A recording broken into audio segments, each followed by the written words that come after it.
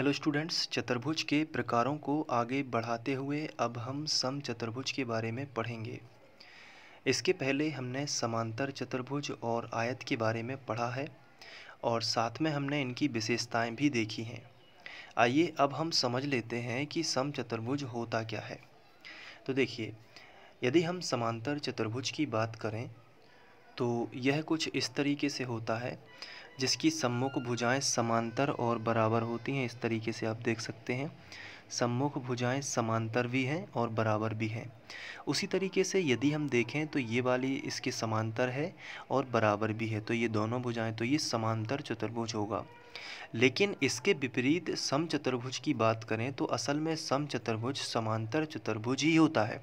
सिर्फ फर्क इतना होता है कि इसमें केवल सम्मुख भुजाएं बराबर हैं, ये वाली इसके बराबर है और ये वाली इसके बराबर है, लेकिन ये दोनों बराबर नहीं हैं। लेकिन समचतुर्भुज में चारों भुजाएं बिल्कुल बराबर होती हैं, कुछ इस तरीके से। तो इसमें आप देख पा रहे होंगे ये चतुर्भुज ABCD है। तो इसमें सम्मुख भुजाएं समांतर हैं और सभी भुजाएं आपस में बराबर हैं, यानी कि जितनी भुजा AB है उतनी ही BC है, उतनी ही CD है और उतनी ही DA है। तो समचतुर्भुज असल में एक समांतर चतुर्भुज का ही रूप है, लेकिन समांतर चतुर्भुज में केवल आमने सामने की भुजाएं बराबर होती हैं, लेकिन इसमें चारों भुजाएं बराबर होती हैं। तो ये एक समचतुर्भुज होगा। सम यानी कि समान, सभी भुजाएं समान होंगी, और एक चतुर्भुज ऐसा जिसमें सभी भुजाएं समान हों वह समचतुर्भुज कहलाता है। तो आइए इसकी डेफिनेशन देख लेते हैं। ऐसा समांतर चतुर्भुज जिसकी सभी भुजाएं समान होती हैं समचतुर्भुज कहलाता है। अर्थात वह समांतर चतुर्भुज जिसकी दो क्रमागत भुजाएं बराबर होती हैं। सबसे पहले तो यहाँ पे देखिए, सभी भुजाएं बराबर होती हैं या सभी भुजाएं समान होती हैं। तो ये देखिए, ऐसा समांतर चतुर्भुज अर्थात ये है कि जो समांतर चतुर्भुज ही होता है समचतुर्भुज, लेकिन इसकी सभी भुजाएं कैसी होती हैं? समान होती हैं। दूसरे शब्दों में हम ये भी तो बोल सकते हैं कि समांतर चतुर्भुज जिसकी दो क्रमागत भुजाएं बराबर हों। देखिए यहाँ पे ये दोनों क्रमागत हैं, यानी कि लगातार क्रम से, इसके बाद केवल ये भुजा, तो ये क्रमागत भुजाएं बराबर नहीं हैं, ये छोटी है और ये बड़ी है। लेकिन अगर ये दोनों क्रमागत बराबर हो जाएं तो ये समचतुर्भुज का रूप धारण कर लेगी, क्योंकि यहाँ पे आप देखिए AD से क्रमागत कौन सी है? AB। तो जितनी AD है उतनी ही AB भी है, तो इसलिए ये समचतुर्भुज बनेगा। कब बनेगा? जब कोई समांतर चतुर्भुज की क्रमागत दो भुजाएं बराबर हों, तब वह समचतुर्भुज का रूप ले लेगा इस तरीके से। क्योंकि यहाँ पे जितनी AD है उतनी ही AB है, तो ये दोनों क्रमागत हैं, इसलिए दोनों कैसी हो जाएंगी? बराबर हो जाएंगी। तो इसलिए सेकंड डेफिनेशन जो अर्थात की बात लिखी है, इसमें ये साफ साफ लिखा है कि वह समांतर चतुर्भुज जिसकी दो क्रमागत भुजाएं बराबर हों। यानी कि अगर समांतर चतुर्भुज है, अगर उसे समचतुर्भुज होना है तो उसकी दो क्रमागत भुजाएं बराबर होनी चाहिए। जैसे ये समांतर चतुर्भुज है तो इसकी दो क्रम के बाद एक भुजाएं यदि ये बराबर हो जाएं तो ये ऐसा बन जाएगा, क्योंकि इसी के अनुसार ये बन जाएगी, तो इसी के अनुसार ये देखिए बन गया ना समचतुर्भुज। तो ये होता है। इसके कुछ गुण होते हैं, आइए उनको भी देख लेते हैं।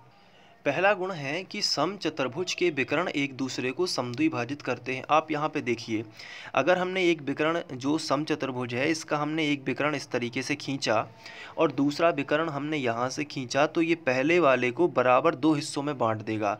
मान लीजिए कि यहाँ से यहाँ तक ये 2 सेंटीमीटर है। कितना है? 2 सेंटीमीटर है। तो अगर हम BD विकर्ण ऐसा खींचेंगे तो दो के बराबर बराबर दो टुकड़े होंगे, यानी कि ये यहाँ से होकर जाएगा BD विकर्ण। BD विकर्ण जब यहाँ से होकर जाएगा तो क्या होगा? ये 2 सेंटीमीटर का, यहाँ मान लेते हैं O है, तो AO तक बनेगा 1 सेंटीमीटर और OC तक बनेगा 1, तो टोटल कितना हो गया? 2। यानी AC के बराबर बराबर दो टुकड़े हो जाएंगे। उसी तरीके से ये देखिए BD है, तो BD अगर ये भी मान के चलिए 2 सेंटीमीटर है तो इसके भी AC के द्वारा दो टुकड़े हो जाएंगे, तो ये भी 1 और 1 सेंटीमीटर में कन्वर्ट हो जाएगा। इसलिए हम कह सकते हैं कि समचतुर्भुज के जो विकर्ण होते हैं वो एक दूसरे को समद्विभाजित करते हैं। दूसरा, यदि इसका गुण जो दूसरा है उसको देखें, समचतुर्भुज की सभी भुजाएं समान होती हैं। सभी भुजाएं समान होती हैं, ये तो हमें डेफिनेशन से भी पता है कि समचतुर्भुज की सभी भुजाएं कैसी होती हैं, बिल्कुल समान होती हैं। तीसरा इसका जो गुण है उसको भी देख लेते हैं। तीसरा गुण है कि समचतुर्भुज के विकर्ण परस्पर लंब होते हैं। लंब का मतलब होता है कि जैसे ये BD विकर्ण है तो इस पे ये लंब है, ये देखिए यहाँ पे 90 बनेगा और यहाँ पे भी 90 बनेगा। इसी तरीके से अगर ये AC है तो इस पे ये BD लंब है तो यहाँ पे बनेगा, यहाँ पे बनेगा। तो हम कह सकते हैं कि चारों तरफ ये 90-90 अंश के कोण बन जाते हैं। हम कह सकते हैं कि यहाँ पे भी एक कॉर्नर बनता है ऐसा, यहाँ पे भी बनेगा कॉर्नर, ये देखिए इस तरीके से ऐसा। कॉर्नर जहाँ बनता है वहाँ 90 डिग्री होता है, इतना समझना है बस। तो ये हम समचतुर्भुज के 3 गुण देख चुके हैं। इसके बाद हम बात करने वाले हैं आगे वाले टॉपिक की, जो कि वर्ग है। वर्ग क्या है? असल में वर्ग समचतुर्भुज भी होता है। समचतुर्भुज ही वर्ग है, केवल कोण 90 होना चाहिए।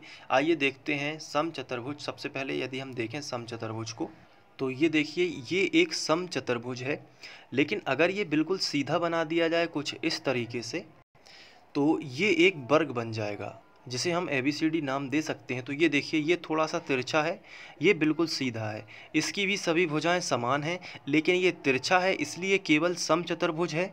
और ये बिल्कुल सीधा है, यानी कि प्रत्येक कोण 90 डिग्री है, यहाँ पे भी, यहाँ पे भी, यहाँ पे भी और यहाँ पे भी, इसलिए यह वर्ग है।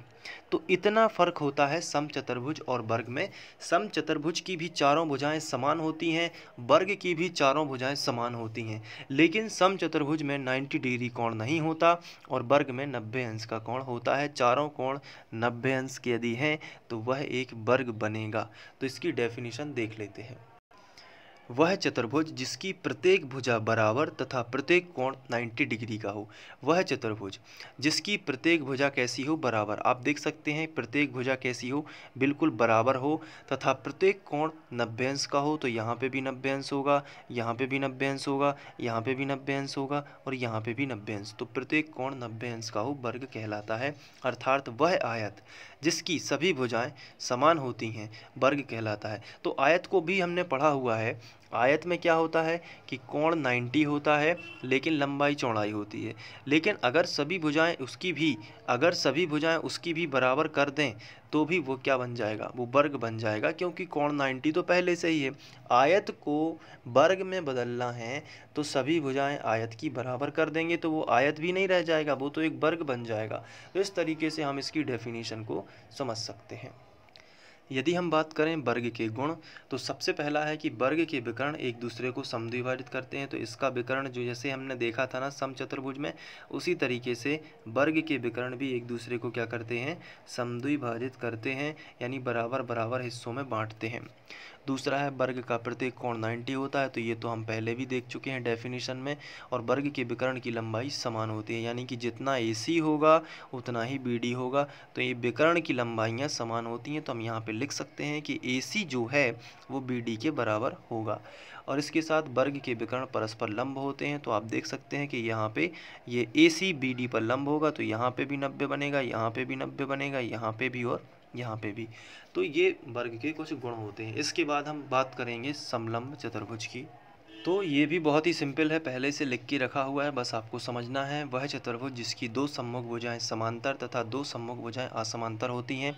आप यहाँ पे देखिए, एक ये सम्मुख भुजा है, DC के सम्मुख कौन सी है? AB, और दोनों कैसी हैं? समांतर। इन्हें कितना भी इस तरफ बढ़ा दें या इस तरफ बढ़ा दें, ये कभी भी DC और AB कभी भी एक दूसरे को प्रतिच्छेद नहीं करेंगी यहाँ पे। लेकिन देखिए, अगर AD और CB को अगर हम ऐसे आगे की ओर बढ़ाते जाएं तो ये क्रॉस हो जाएंगी। तो DA और CB दोनों समांतर नहीं हैं, लेकिन DC और AB समांतर हैं। तो हम कह सकते हैं कि 2 समांतर रेखाओं और 2 असमांतर रेखाओं से बना चतुर्भुज समलंब चतुर्भुज कहलाता है। या हम इसकी डेफिनेशन इस तरीके से भी देख सकते हैं।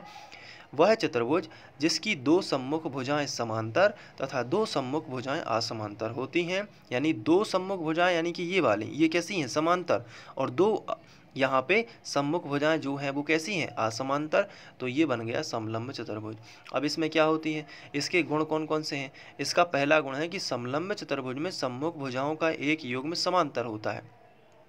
यानी कि एक युग्म ये वाला, युग्म का मतलब होता है जोड़ा। तो देखिए यहाँ पे दो रेखाएं हैं या दो जो भुजाएं हैं वो आपस में समांतर हैं और दो अन्य भुजाएं असमांतर हैं। तो दूसरा पॉइंट ये इसी से बनेगा कि समलंब चतुर्भुज में सम्मुख भुजाओं का दूसरा युग्म असमांतर होता है। पहला कैसा होता है? समांतर, यानी एक युग्म समांतर तो दूसरा असमांतर। और समलंब चतुर्भुज में क्या होता है? समांतर भुजाओं पर खींचे गए शीर्षलंब बराबर होते हैं। ये देखिए, ये समांतर भुजाएं हैं तो इन पे यदि शीर्षलंब इस तरीके से खींच दें, ये देखिए ये पहला शीर्षलंब और ये यहाँ पे एक और शीर्षलंब, तो ये दोनों आपस में बराबर होते हैं, ये दोनों। यानी कि जितना dx होगा वो किसके बराबर होगा? सी बाई के बराबर। तो शीर्षलंब भी कैसे होते हैं? बराबर। तो ये था समलंब चतुर्भुज। तो आप इसको भी नोट कर सकते हैं यहाँ से, इसकी पूरी डेफिनेशन वीडियो को पॉज करके आप नोट कर सकते हैं यहाँ पे इस तरीके से। तो इसके बाद हम प्रश्नावली करेंगे। Thank you.